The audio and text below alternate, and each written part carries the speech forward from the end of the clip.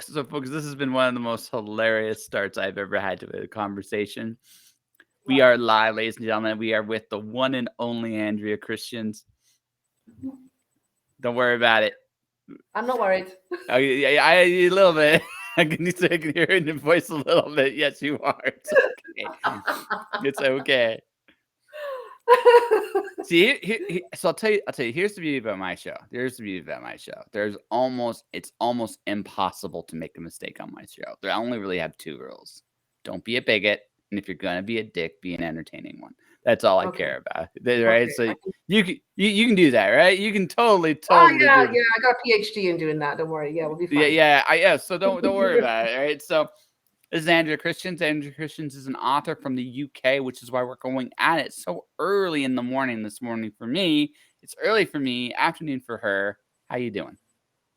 I'm absolutely fine. Yeah, it's. I'm 8 hours ahead of you, That's so I do apologize no, that that's I've all. probably dragged you out of bed to do this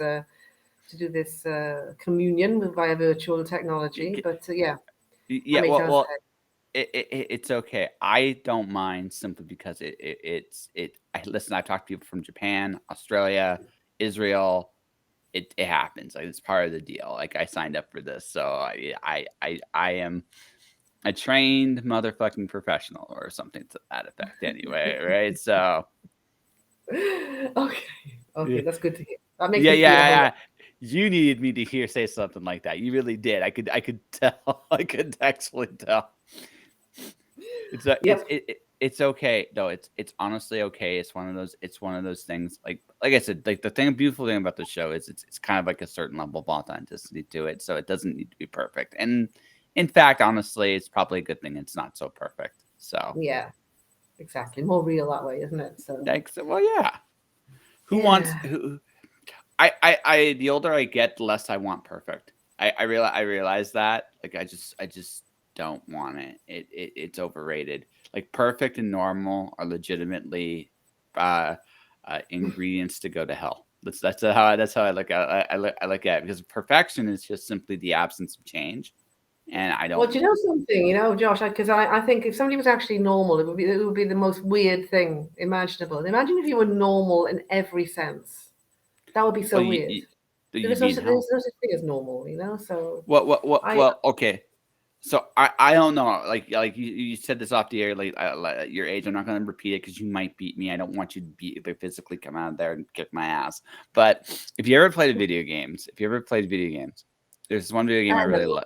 I have No, I no, really dislike them intensely. Yeah, I'm of that generation where I just no, they don't do it for me. They do it for my oh, no, no. kids. They just don't do it No, no. Hey, that's fair. That's fair. I'm younger than you, so I'm part of that generation where it did something for me.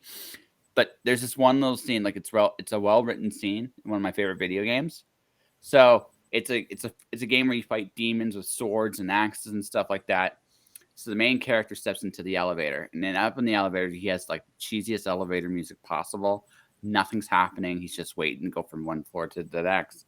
And then in the middle of this elevator flight, he goes, "This is hell. This. Not the demons, not everything else around it. No, just this. waiting. Yeah, It just just waiting. that is hell." Normal like that like I actually though I had this epiphany about normal is that normal as a general rule of thumb is actually that's what it is. Normal is hell. It's overrated. It should be avoided at all cost, right? You should instead worrying about be the best you possibly can. The rest of it will take care of itself. This Well, norm I can tell you something now, Josh. I'm as mad as a box of frogs, okay? And I rejoice in my eccentricity, and that's this part of the creative persona, and I wish I'd sort of made peace with that a lot earlier in my life. But it's great, and good luck to anybody that we're all individuals, and that's what we're here for is to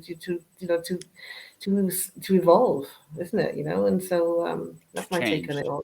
Anyway. Yeah, Yeah, to to live. change and to grow and to become something Yeah. else. And then I mean so, folks, I'm going to be very gentle saying she is a touch older than I am. So it gets to that point too. I could be your mother. Let's be honest. I'm 57. All right. Let's call it. Yeah, yeah. You could be my mother. You'd be very young to be my mom. I'm 41. Okay. So I mean, yeah. I mean, How old are you'd you? be 41. Wow. Okay. You don't look that. I know. Maybe I it's look. today. So no, I would have given you younger than that. Okay. Fair enough. Anyway, Yeah. that's a No. compliment. No. No. You Hey. take it as a compliment. So.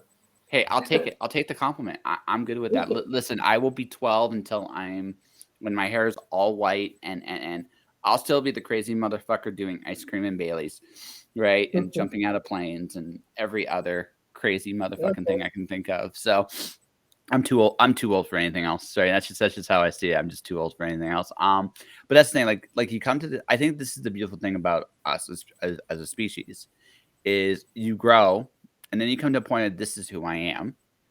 You can still grow after that, but then you actually start seeing the parts of you that can't grow so easily anymore. And Mm. then you get the wonderful little epiphany of these parts are okay too, no matter what the rest of the world thinks. I think that's a beautiful thing as well. Yeah, that's what I'm learning at this point in my life now. That very much that actually, and everything that happens to me. But if I've got no regrets. I'm Yeah, just thinking, okay, I've just learned the lessons, and that's what it's yeah, all about. That's my take on it, anyway. yeah. I've reflected that in my work as well. So we're all here for a reason to evolve and to learn and to take the lessons, and then hopefully we'll come back later on and live a better life and do different things. So See, I'm not so sure about the whole. it's a bit of Buddha in there. There's a bit of the Buddhist principle. So, but Yeah, yeah. I see that. I don't necessarily. I really hope this is a one-time deal for a couple of reasons. One, how do I put this? Yeah, it's a one-time deal because I mean, I wouldn't ask anybody to go through this twice. Like anybody, like I wouldn't. I just after everything I've seen, it's like you know what? I'm glad I went through everything I went through. Please don't ask me to do it again. Just Mm. again, the lack of change is going to hell. Even though you can go through life a million different ways, I do have a tendency to think, you know what? Once is enough. What's next? I like to think Mm-hmm. there's something next, and whatever's next, that excites me. This, I mean, nah. I'd be like, nah, man. I don't necessarily need to come back. But whatever's next, yeah, Well, I definitely believe, Josh, that well, some of us need to come back because we haven't learned the lessons we need to learn, and life teaches you that. I mean, I see people that are older than me, and they haven't learned, and I'm thinking, well, they're definitely coming back for another round on it, because um, whatever they needed to learn, they haven't, or perhaps they partially learned. And I've definitely, but there's so many lessons I've had, especially in the last like decade, Um, and I wouldn't, yeah, I think I'd be up for another visit, maybe one more. But then I'm curious to know, what's out there in the universe, and I've got my own theories on this anyway, yeah, and yeah, yeah. they don't really tie in with any sort of mainstream religion or anything. It's just my own take on it all from my own Sure. experiences. And I'm very comfortable with that, and sort of. But I think I'd be up for another visit. I think there's things I'd like to do in the next life that I won't get around to doing in this life. So yeah, I'd be up for one more visit, maybe. Then maybe not after that. Then I'd like to be some sort of a celestial orb just zapping around the universe. Celestial orb, like just sitting there. Yeah. A giant spark. So you want to be a giant sponge that twinkles. Yeah. That's it. A giant sponge Yeah. that twinkles. Okay, Yeah. I could go for that. Yeah. you can go over that. Okay, okay. Hmm. So there's a novel I read as a kid. The first time I actually delved. I do have a more traditional belief in God and stuff. But that doesn't mean I don't read other things. And one of the books I read was Only Begotten Daughter by James Morrow. It's about the daughter of Christ, like coming to Earth, and it's interesting because it gets to the very end, and like what you described yourself as that celestial orb that kind of twinkles is kind of what God is in that story. Like, where is God in all this? And God's in this like one spot, and it's just like it's a comical view of God, but from a atheist's point of view, and it was like essentially you're a sponge that twinkles. Okay. Mhm. So I like I that. mean, Nice yeah, analogy. I like it. Yeah. yeah, yeah. Well, I mean, hey, listen, we all have aspirations. I don't. I, the only thing I would maybe push back on you a little bit is, see, I had this realization that I think everybody just has different lessons.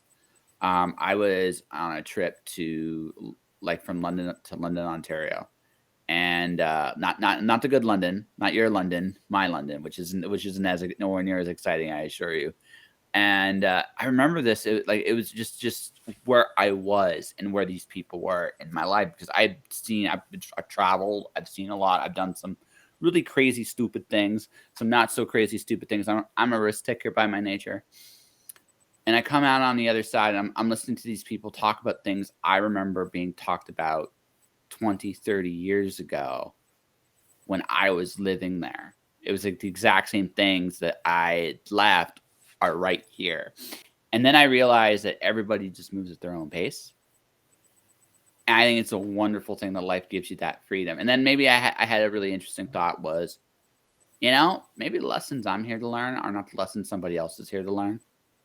Yeah. And I'm oddly okay with that. And that's like I said, I'm an old enough / wise.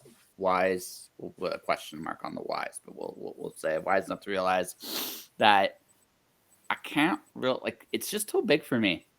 I can't really figure out what is the right or wrong thing, and I think the older I get, to realize that like what my opinion on the right or wrong thing by and large is inconsequential, right? Who gives a shit? Just let people live and let live, and that's kind of where I'm at, you know. Yeah. Yeah. I'm the same. I mean, you can't change the world. I mean, there's very few things. I mean, I do feel passionate about certain things. Like you said, you can't change it. And I just think, well, I'm dancing my own dance, and sort of, I'm trying to live my best life Yeah, within my own sort of, confines of that. I And that's a good way to be. It's a good attitude, because then it enables you to sort of face disappointments and unexpected events and things, in a totally different way.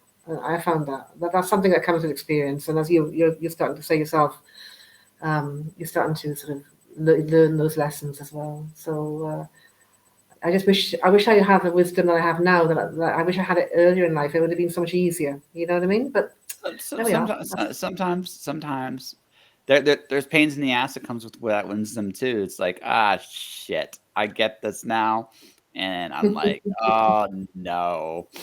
And then like I just again I just think for everybody it just comes at different points at different times. What I'm here to do, we do this. I'm here to bullshit with somebody from across the pond right now, and apparently I'm using her a little bit at least, and that's what we're doing for the next little bit, and that's what I'm supposed to do, and we have our own ways of looking at the world, which is fascinating, right? Some of it's the same, some of it's different. I actually I do think everybody can change the world, but I also think the question that the older you get, you realize is how much work do you want to put into that? I mean, is it worth the change you want to make? When you're younger, it's easier because you don't think about it like that. You think about it in terms of I'm going to change the world, and that's why I think especially younger people do change the world. They don't think about the consequences. When you get older, you're like, I gotta work at this. I gotta go out there. I gotta be like, is this really worth the result I want? And will it go even the way I want it to go? That's the other thing too. Like what I learned is if I change the world, like for example, let's just say for the sake of argument, my goal was simply to make waffles the most eaten breakfast over pancakes. They make pancakes less popular, right? But someone along the way during this change of the world, that waffle they want, it's not just waffles, it's blue waffles. Just because for whatever reason, the universe says you've changed the world. We all must eat blue waffles now. Right? Was it worth that? Like, was that what I expected? Was that what? Oh, yeah, it's not. Right. And I'm keeping it silly on purpose, folks, because it's one of those things, right? But I mean, these even with big issues, like a lot of people don't really go and think about what those big issues, where they go and how they get there, right? Well, what happens when you go there? Now, sometimes it's for the best. I mean, I think as a whole, the world is going to have to make some decisions of who it wants to be in the next 10 years. But at the same Oh, I time, think it's going to be made way before that, judging by what's going on at the moment. oh no, oh no, Hopefully, or no, hopefully, not. That has been horrendously, but hopefully, so it's a complete wrong choice of words. But you know what I mean. So yeah, the the crucible is coming. But see, this is my giant master thinking, and I don't know if I'm right about this. But this is the thing. I think one of our big problems in the world today is the fact that our leadership structure is hundreds of years old in an era where, by and large, our leadership isn't needed anymore, right? Oh, I don't agree And with that. I don't agree with that, Josh. I don't you agree with agree? that one. You're not going No, to agree? absolutely. No, but we do need leadership. The No, problem is no, we need good. we do, Yeah, but I'm yeah, not sure we need this leadership. If that may like that's where like yeah. I think we've come to an interesting point where, okay, think of it like this. You and I are having a conversation right now, right? Mm, Right? Now, here's the beautiful thing, right? You can go into your own little corner of the universe and not give a damn about anything if you want to, right? And the fact is, and part of the reason you can is this technology we have. Part of the reason. It's not the only reason, but it's part of it. So now, here's the thing. Does the government need to be what it was to create the same service? And this is just an idea and a thought. and- but it's such a Right? huge topic in itself. I mean, we're talking. Sure. And again, I've got friends that are, they would say they're conspiracy theorists and everything that, that it just never ends. And Well, I've got, in fact, I've had many a heated conversation about over, a few glasses of wine, or whatever, and about these things and about governments and whatever. The truth is, the majority of us, we do, by the human race, by virtue of how we are, we do need leadership. It I is the agree. quality of leadership, that is the Yeah. problem. Well, it's Uh, but quality is but yeah, also could be but the result. But this is what I was saying. Like, a quality of leadership could just also be the result of the nature of how leadership's structured compared to the tools we need today. It's much like when oil changed the nature of power, right? And mhm, how technology has changed the nature of communication, right? mhm. Right? Like, things change, and all things change. As such, we have to adapt. We have to create. Doesn't mean leadership disappears forever, but the kind of leadership we've had has to change with What's with. okay? So, give you, on that point, then, how can leadership change? What model would you see if things were to change? What would you Smaller, like to see? smaller, more diversified government, less big giant. This idea of centralizing power is from an older time. We don't like, okay, publishing has decentralized, music has decentralized, movies to some degree has decentralized, and that's communication, right? You have many realms to actually, and just from a communication point of view, to do things. Publishing books, you can do it a myriad of different ways now, and all of them can be profitable. Some of them are a pain in the ass. Concentrating these big giant structures.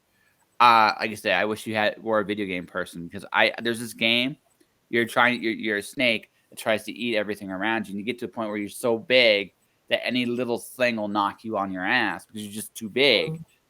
We have structures that are far too big, and I think the fact that you and I can do, again, I can get an education theoretically through YouTube now, which is an interesting thought. I can learn anything just about on that damn thing. How to build something, I can build it on the how-to YouTube instructional video. So like, seriously, that's where we live. That's the world we live in. That's I'm going to just pick up on that because I remember many years ago, reading, the newspaper, the good old print newspaper, which used to come from my parents', door every day. My dad used to read it, and I can just remember they were talking about this information superhighway, and yeah, we're all going to have these household computers, and we'll be able to ask this information of this computer anything we want to know. And I remember thinking, I wasn't that young, but I was yeah, thinking, wow. yeah, It's yeah. everything is, it's forget George Orwell 1984. We've gone way beyond that now, and I mean a lot of it is great. I mean, there's been so much negative things associated, for example, with COVID, but the truth is, it's brought on the online working, the online communications has grown so much as a result of that terrible situation we had with COVID. But somebody all the 2 decades ago, the average Joe average would have thought that we would be talking like this. That my book promotion, that my novel, is being done primarily. 99% of it is being done online, and I'm talking to Australia, I'm in Japan, I'm in America, Mhm. and yet, before, but it would have been sort of like, it would have been, all right, going to your local bookstore, signing, maybe going up to London, doing this. So, in a lot of ways, it's so much easier. Yeah. But that comes at a price, because then Sure. we become, then we become sort of like just faceless sort of entities as well, don't we? We're dehumanized, because I'm just a face on a camera, and people are sort of not interacting. Dating has changed. Um, Sure. Everything's changed, and Absolutely. on the whole, even though it's a positive, There's po- there are some negatives. You've got to weigh it Oh, all up. sure. Oh, no, absolutely. But Yeah. what's happening is communities are getting smaller. The community, right? There's smaller communities, but there's still communities. So, and I say it just like that for a reason, right? Right. So because it's smaller, it's diverse. It can be like a community can be anything today. It could be a bunch of people on a camera. It can be a local little group of people in a particular place. It can be a lot of different things.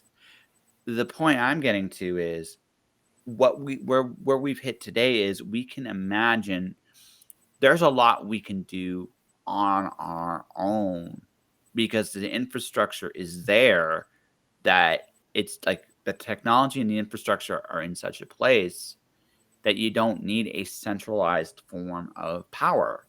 You need a decentralized form of power. There are still some things that require like a larger bit of organization, but that number is actually surprisingly small, Mhm. right? It's Well, not.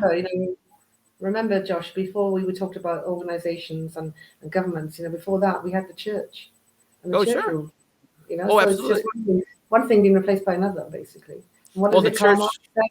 Karl Marx said, religion's the opium of the people. People need things to believe in, Sure.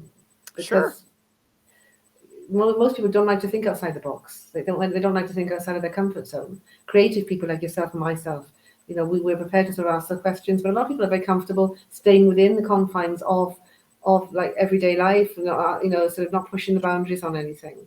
So for a lot of people, structure is important.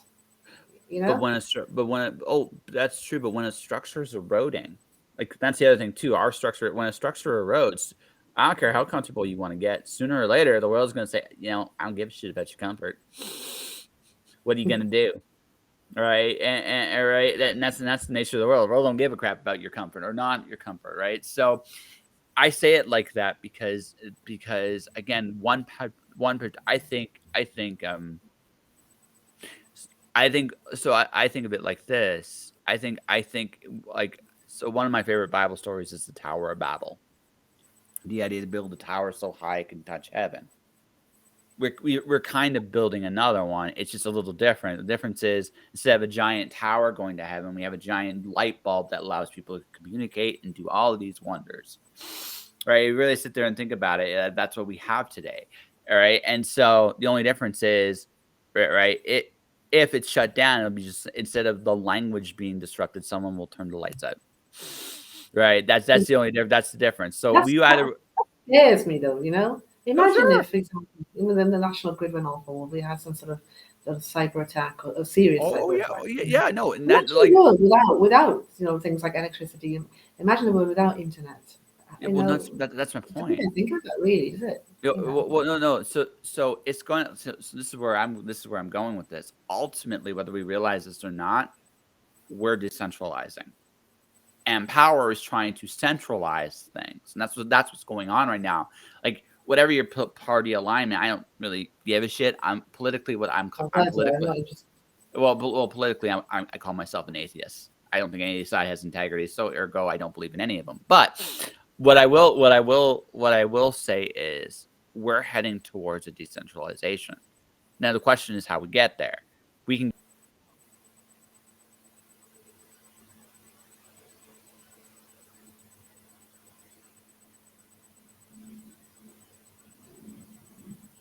I've lost the audio. Hello? Okay.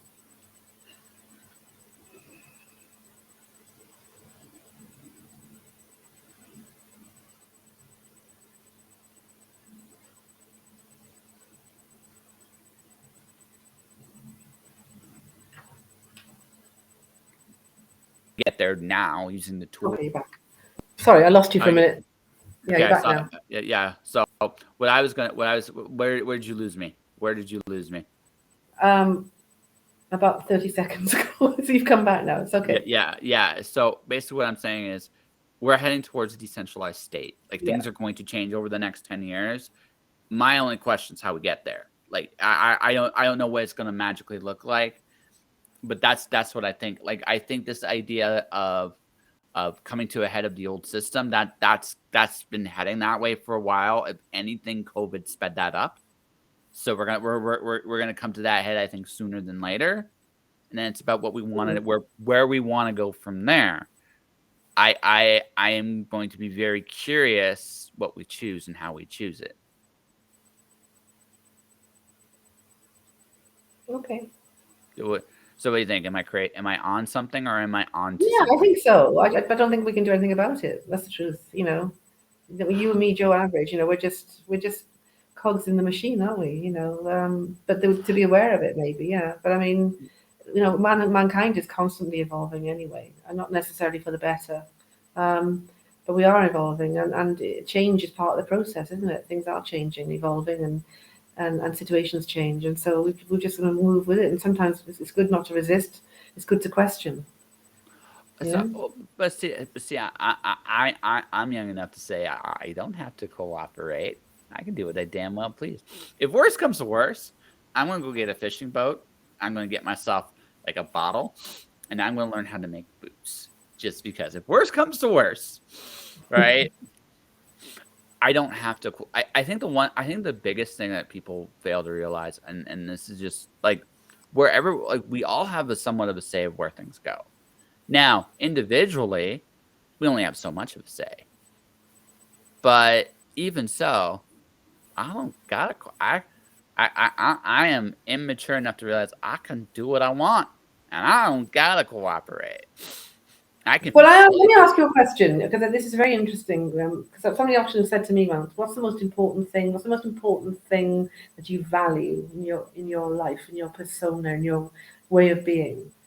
And I'm picking up on what you're saying now, and it very much ties in with my own personal belief. I can tell you immediately, and I've said it in job interviews, and I've said it when I've talked to people and writing seminars and stuff like that. But my personal freedom is the thing Yeah, that matters to me. absolutely. And You know? it's not one. It's not just one. It's universal. Like Yeah. the one thing about like COVID pushed so many boundaries towards personal freedoms. They were It seeing it, did. right. It pulled so many. Now there's a pushback. Right now you're seeing that pushback starting to go everywhere. People want control of their own destiny. And that has always been the case. Always. That will never change. Human nature is the same. Some of the conversations we're having right now, we've always had these conversations. That's always what we do. It's who we are. Right? So, Mm. right? We all want personal freedom. And this technology can be both a boon to it could be a boon to that, or it can be a barrier. And like I said, there are certain people that want it to be a barrier. And there's but for the vast majority of us, we just want it to be a boon. Because that's the thing. Like, I don't have a regular day job. I don't need one. I'm a freelancer. I get to do, when I'm not here, I'm making shows up for other clients. That's right. I get to play a card game and get paid for it. I mean, I live in a weird, like, this is a weird motherfucking world. I can play games and get paid for this shit. Right? So, I mean, that's the world we live in. That sounds crazy, but that's where I'm at. I don't have a typical job. I don't think I'm ever going to again. Isn't I'm that too old great? for that. Yeah. Isn't that great? I mean, I've Yeah. worked as a freelance writer for like, I don't know, crikey, how many years? 25 years?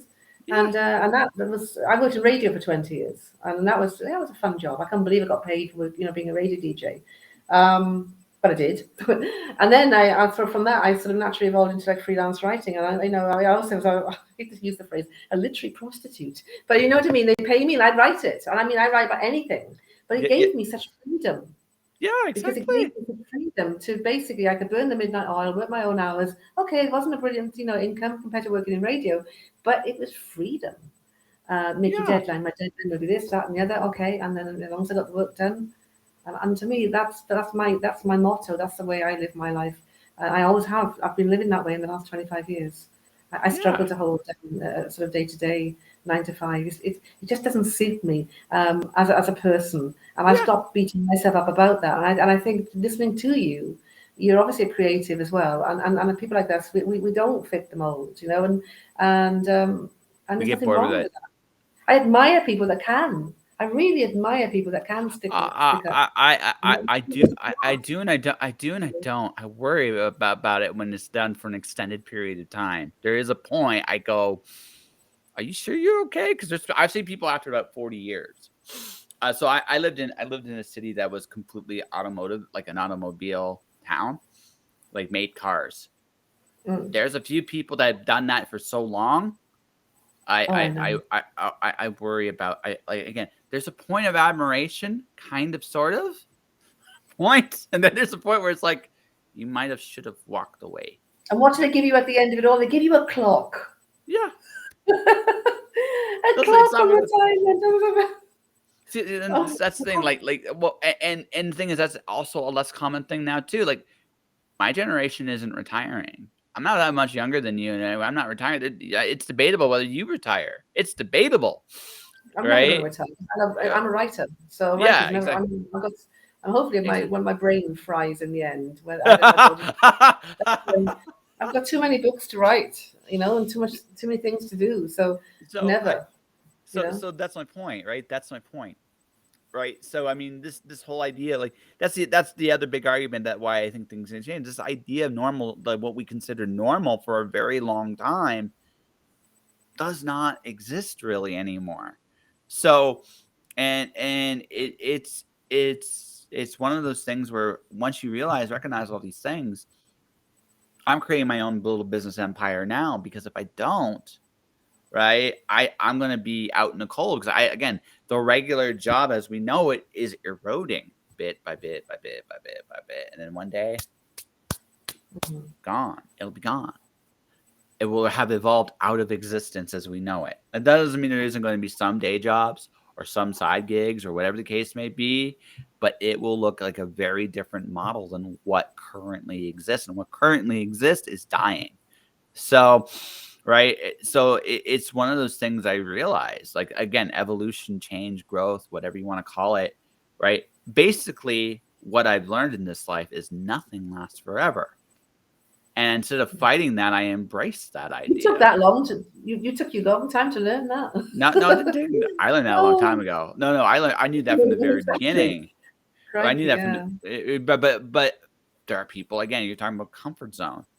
That comfort of being able to do the 9 to 5. They don't think in those terms, right? A lot of them don't.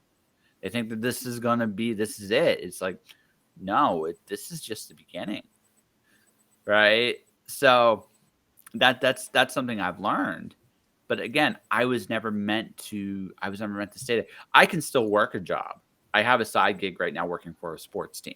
It's kind of fun, right? I get to see the underbelly of what a performance or a show looks like.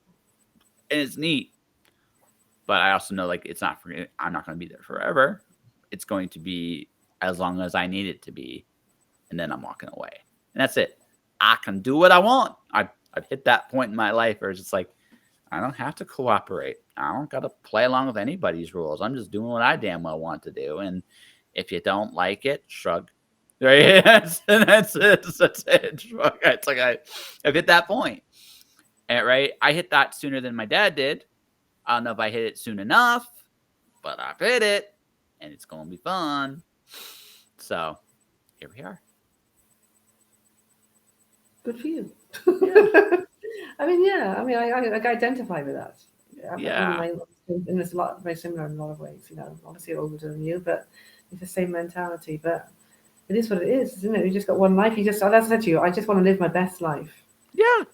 And we're only, as we say, we're only here for a visit. Where maybe it'll be one or two visits, whatever your beliefs are. But just making the best of it and enjoying every I day. sincerely hope it's one. That's just me. I know you do. I don't. I Yeah, definitely it's can't say fine. it. Those things. I said there's things I'd like to do differently, and not regrets. Just something. Yeah, a few things I change. Yeah, Yeah, no, I would it's have, fine. you know, and and places I want to go, and places I want to see, and things, experiences I want to have. Yeah. Unless I can do that celestial orb, in which case then I might just say, well, I can miss the next life and just zoom around. I'm going to call So this episode the Sponge That Twinkles episode. That's what I'm going to call it, the Sponge That Twinkles. Okay. okay, Or, all right. okay. Twinkle, twinkle, little sponge. You can be taking the I'm plunge. I don't twinkling know. in Malta. All right, I'm twinkling in Malta in the southern Malta? Mediterranean. Yeah, that's where I am. Yeah, in Malta. Oh, me Malta too. is nestled between the south of Italy and North Africa. Oh, I, oh, It's in the north. I know. My family's from there. Oh, wow. Okay, Yeah. that's where I'm Yeah. living. So, It's wonderful, vibrant, it's a tiny island, and it's so cosmopolitan. It's just amazing.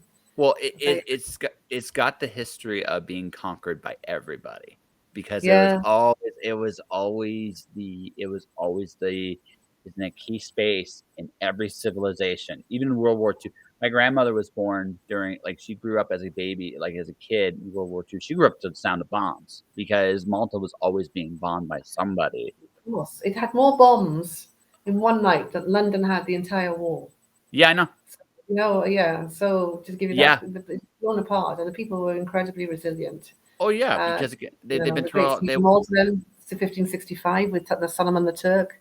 That how they haven't made massive blockbuster movies about this. I don't Because know. because no one knows about Malta. Like I said, I'm Maltese.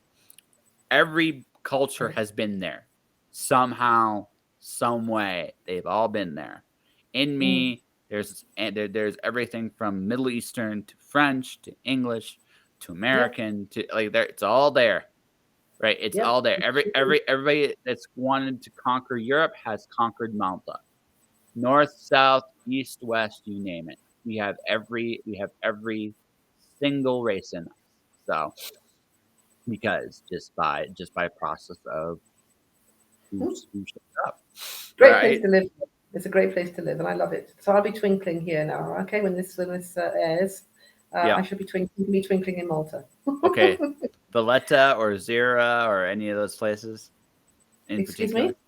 Valletta or Zira or any of the cities in I'm particular. in Or a place just called but Shamshia, which means sunny place, okay. which is the north of the island, and it's beautiful. Yeah, and I'm just opposite a small forest actually, and one of the few forests on the island. And then I'm like a minute's walk from the sea, so it's beautiful.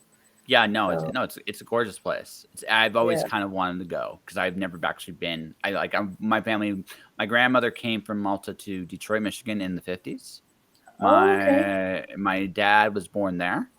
My dad Oh, immigrant. that's a coincidence. Yeah, I usually yes.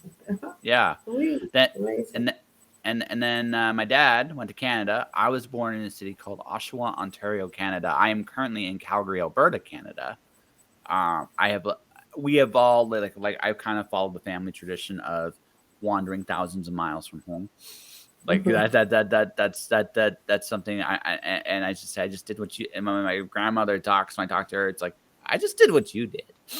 Looking for a better and she understands it. She hates it a little bit, but she understands it, right? The worst thing about the pandemic for me was I was in Windsor, Ontario for the pandemic, which is across from Detroit, but because the border was closed, I didn't get to see her, and that kind of Right. bites, right? Yeah.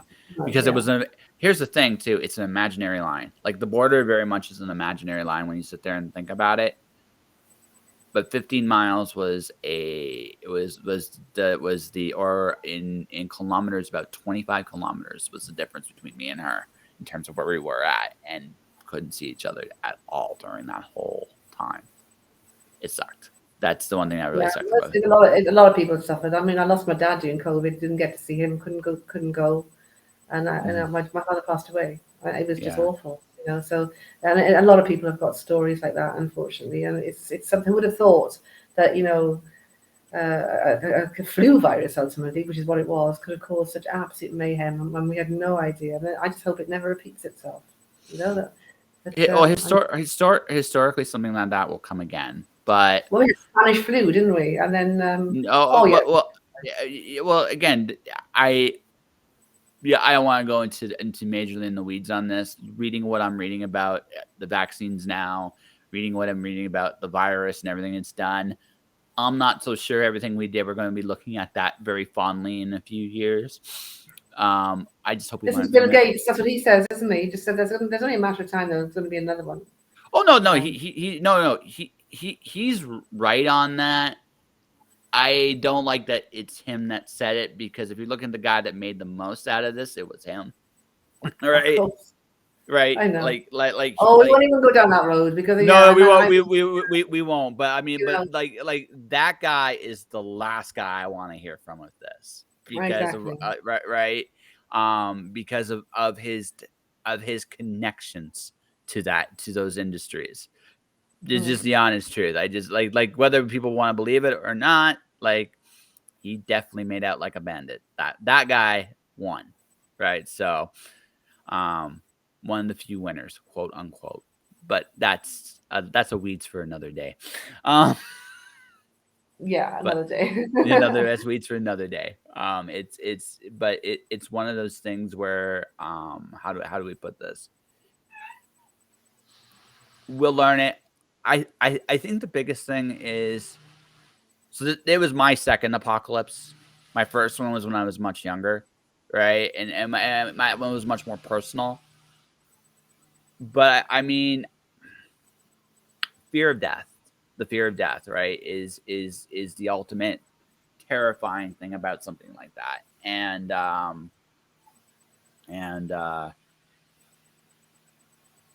I made peace with that, like very like not even before the pandemic. My first apocalypse, it's like, I'm not going to be here forever.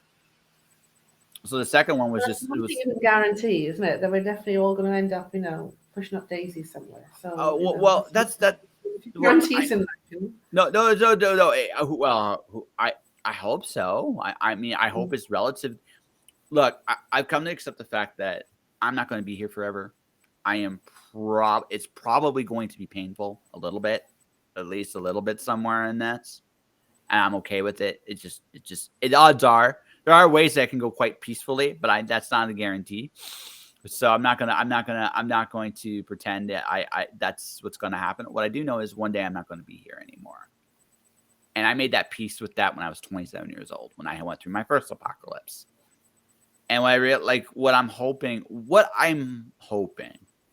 is, the way to quell fear a little bit with something like this is you make peace with that. If you realize you're not going to be here forever, and you can make your peace with that, I'm not saying you're not scared of what's next, but it's not the same kind of fear. You're not going to have that Well, that's what my book ranting. is about.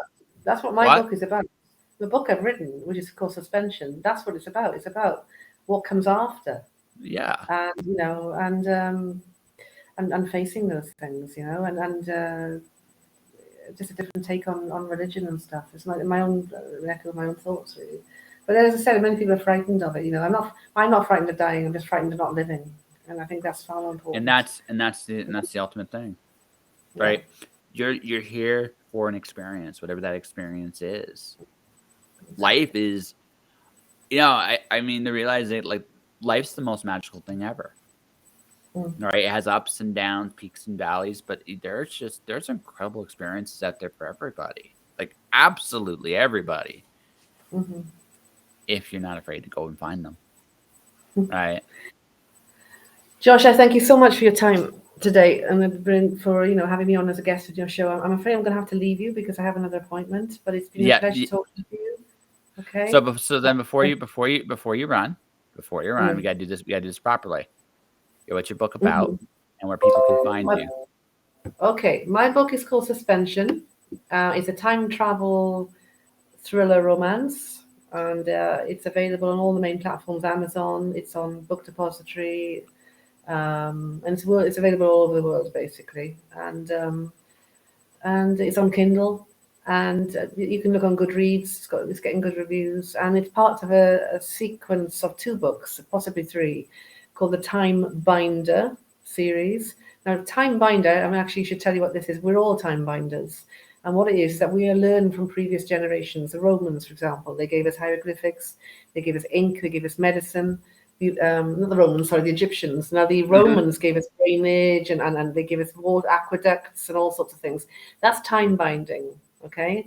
And so I've taken that name and named it the name of the series of books that I'm writing called the Time Binder series. Suspension is the first book in that series, and I've got a second one coming out next year called Happenstance, which is the second one, which is about time traveling and back and forth, and I've tied it in with historical events. Yeah, so that's it really. And with regard to sci-fi, no, I'd never really read any, and I wouldn't even consider myself to be a fan of sci-fi. But it was originally meant to be a script for either a television miniseries or a film. Didn't know how to do that, so I wrote a novel. And, and I was lucky and got a deal. So I'm with Lucid House Publishing. They're great publishers. They're based in Atlanta, and they really believe in me. They believe in the book, and you know, it's doing very well indeed. All right, real quick, is there a website where people can find you? Yes, it's AndreaFayeChristians.com. Faye Let's do it. Yeah, it's FAYE. AndreaFayeChristians.com. That's my website. So hold on, let's see if I got that right. Just Google me. I'm all over Google anyway. No. Did I get it? Okay, can't say that. But I said, you know, that. But my webpage is AndreaFayeChristians.com. So, but what I got at the bottom there is right there. Excuse me. Wait, do you see the little thing I put at the bottom? Oh wait, you can't see me, can you? No, I can't actually see you now. Oh, okay, so I put a link up for people to find it, find it, so people can look at it. Brilliant. So all right, so before she disappears, because I got to ask her something off the air before she goes. For everybody watching, everybody listening, I want to thank you for this early morning edition of Just Josh. I'm sorry we went a little late. Technical details, or maybe we would have had her for about another few more minutes. But Andrea's awesome. Please come back at some point, Miss Andrea. We can bullshit about everything and anything. All right. Anyways, to everybody watching, everybody listening, everybody, thank you for watching. Thank you for listening. I got a fun one on tomorrow too. I got a female drummer from a metal band, Oak Ash and Thorn. We're gonna have a talk with her. It's gonna be fun. All right, everybody, take care of yourselves. Talk to you soon.